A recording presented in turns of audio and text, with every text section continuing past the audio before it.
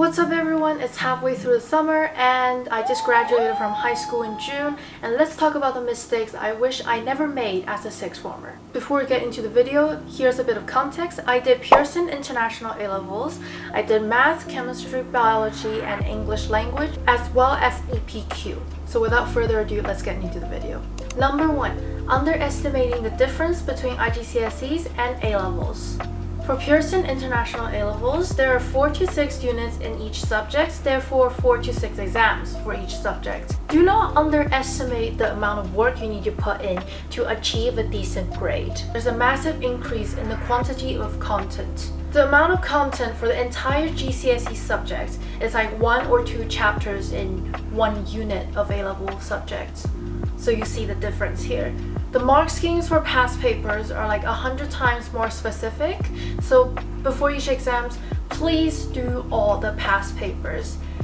They're your best friends. This way you'll be able to know what the mark scheme wants and what the examiners are looking for when they're marking your paper. Mistake number 2 is getting lost in extracurriculars. A few extracurriculars? Great. Fabulous.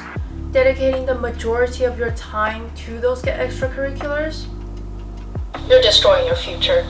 Extracurriculars are usually amazing because they give your brain a break from all those studying and revision. They also teach you time management and they keep you motivated.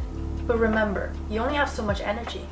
A good balance will be about 70% on your schoolwork and 30% on those activities. But if you flip those two, you'll feel drained and you'll be exhausted and your grades will drop and the whole point of extracurriculars will be wasted.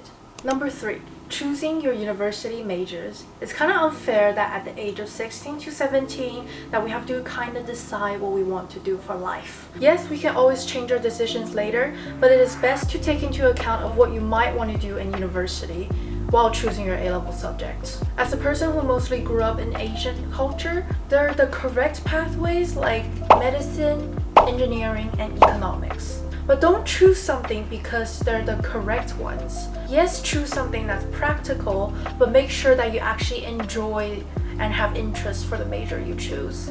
At the start of year 12, I was aiming to apply for biomedical science because that seemed to be the standard correct pathway. However, simply thinking about that major made me miserable and I had no motivation whatsoever.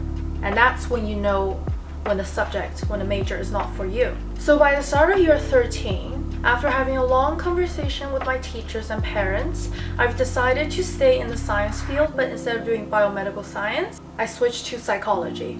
This decision was not only made due to my teacher's suggestions and guidance, it's also because that I focused on the psychological field while doing my EPQ, and I've had a lot of fun in the process of researching, so it felt really natural to me. So if you're unsure about what to choose, chat with your teachers and parents, and even if you choose something that's completely different from what you were originally planning, that's alright.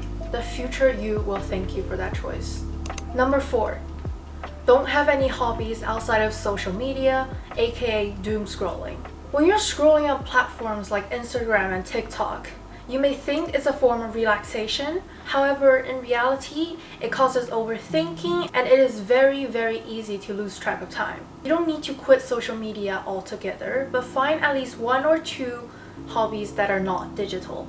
This can be playing a sport you like, painting, reading, etc. I personally really enjoy reading, especially fantasy books, as you can see from my bookshelf. And what I would do is in between study sessions, I would read 1 or 2 chapters before getting back into work. Let me know if you also enjoy reading, and if you do, what genres do you read? Mistake number 5. Leaving everything to the last minute. It was very hard to cram for GCSEs. It's just impossible to cram for A-levels. Take your notes as you progress in school. Dedicate 1 day per week to revise for the contents you covered that week. If you leave everything till the week before the exams, you're screwed. That's all I'm gonna say. The final mistake is getting involved in school drama. You might think, oh, it spices up my school life. But in reality, it drags you into unnecessary problems. You might think it's not a distraction, but school drama is like parasites. They slowly eat away your focus, and before you know it, you're trapped with all the useless gossips and you find it hard to escape. And if you feel like the social group you're in is draining your energy, leave. Don't be afraid. Being alone isn't that horrible.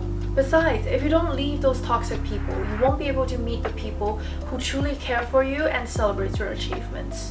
And that's everything I've got for today's video. Hopefully you found that useful, and hopefully you have a wonderful, wonderful rest of the summer, and I'll see you in my next video. Bye!